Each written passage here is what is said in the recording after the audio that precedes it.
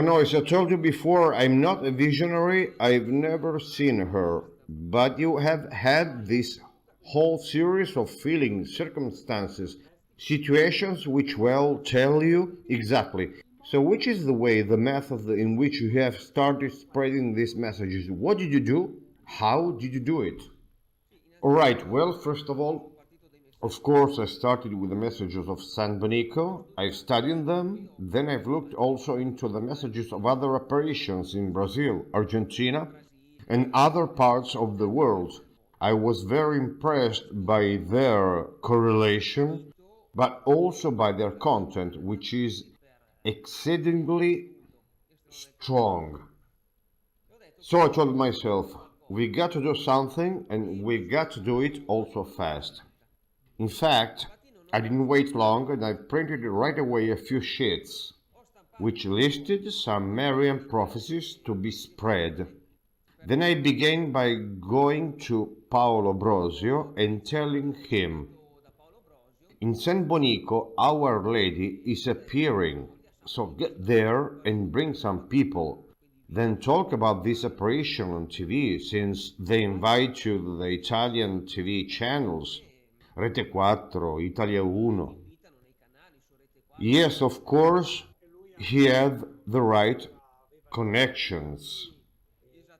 Exactly, precisely. He said, no, sorry, I'm into something else. I'm having a hospital built in Medjugorje. I don't have time for that. All right, every weekend, and I mean every weekend without exception, I used to be in a different town and to enter 3, 4, or 5 churches of this town. I'd just stand outside the church and hand over these sheets to the people coming out of Mass or entering church to attend Mass. Then I'd go and hand over them to the priest too. I wasn't very successful. Let me give you a few examples here too. I went into a church. The Mass was ended since about 10 minutes, so I didn't know who celebrated it. I walked into the sacristy and there was someone smoking a cigarette. Then I said, excuse me, do you know where the priest? And he turned me down flat, saying, I don't know that. Someone else walked into the sacristy and I asked him, excuse me, you know where the priest? And he answered, well, that's the guy smoking his cigarette. So I was about to hand him over the sheets, telling him these are some Marian prophecies, and he grabbed my arm right away and got me out of there. And he told me, get out, get away, because about Virgin Mary, we got this. Holy shit. Another time, I walked into a church, this time 10 minutes before the Mass. I stepped into the sacristy. There was a priest, and they gave him the sheet. I explained something, he reads some messages, and then he starts yelling, this is not Our Lady. This is your lady. But really he started screaming on top of his lungs, and he went on for some minutes. I watched him in silence, then I went out of the sacristy. The sacristy is the room which flanks the altar where we celebrate. So I stepped out of the sacristy, and since the Mass should begin, it was full of people. There were something like 200 people in silence, staring at me with wide eyes, like I was a madman. You know, I met the priest yelling, so they took me for a bad guy. So, I've endured unpleasant and sleazy situations. Some failures, but I've never given up. And I have always been moving on. And every weekend I moved on, going to different towns.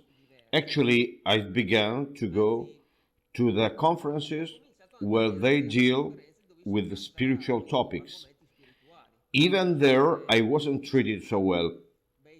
Then, at the beginning of the year 2017, besides going to churches and conferences, I have begun to go to the policemen, to the cops, to police headquarters, to the firefighters, the financiers, to the military, I handed them over the sheets, saying, "Here there is a list of some Marian messages. Keep them, and when what is written here will happen, contact me because those are very serious topics." I gave them my telephone number and my mail address too. These things are happening. For example, in one of these sheets, I talked about worldwide pandemics. It's happening, and they have not contacted me. So I have witnessed a nasty indifference in that field too. Lack of interest and a nasty indifference, right? Yes, unfortunately, a nasty indifference. Then I thought, what about the Muslims, the Buddhists, the Hindu? They must know too, of course. And I never liked those close-minded talks, those mental cages, such as Virgin Mary appeals to the Christians, so we must tell only the Christians. No, why is that?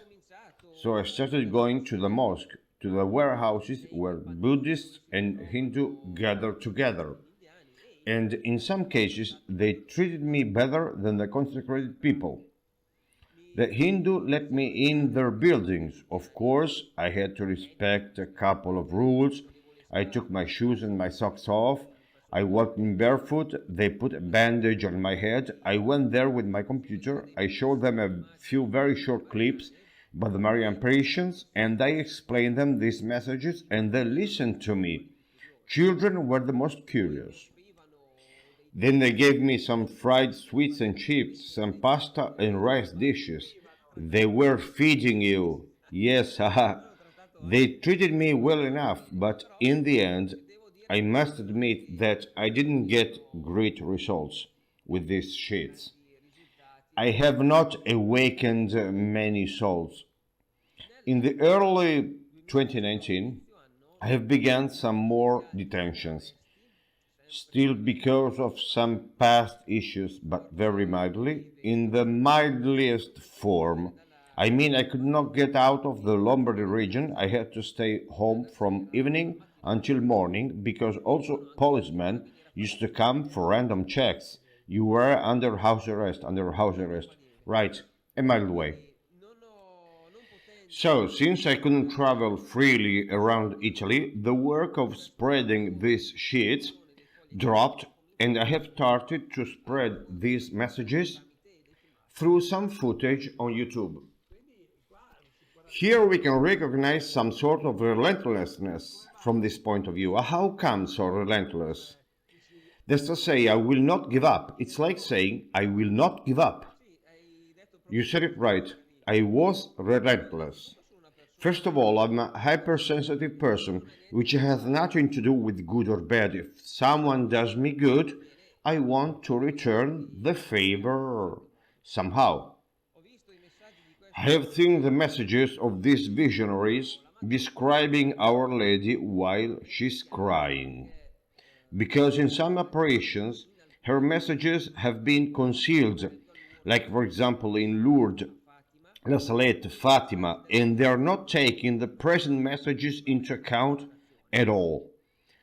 There is a well-structured, well-organized occultic force which is blocking the dissemination of the word of Mary. She's suffering a lot because of it. And this aspect of the mother impressed me a lot. And it's always been bothering me, so we must break this wall, also because we are out of time. The Holy Mother talks about pandemics, catastrophes, persecutions, wars, but it's not the usual historic cycles which repeats itself, like many others. And I'm going to read you a few messages to let you understand better. Of course. Oliveto Citra, Apparitions, Caserta, 2006. My children, the world will suffer even greater punishments because his coming is very, very near. That is why God is dividing good from evil. The upcoming punishments are the consequences of our sins against our planet, mankind, and our neighbor, which have an impact on us. So it's not the typical punishment, vengeance as we understand it. Spiritual in that sense, yeah. They are more like heartfelt feelings. We really, really perceive that. Sure, but they're also like natural events which are going to fall on us. As you can see, mankind is making some very important life choices, especially during this period. And according to these choices, the Father is already making the selection between good and evil. That's right. We realize that in our everyday life. Exactly. I read you other messages. Catalina Rivas, Bolivia, 1996.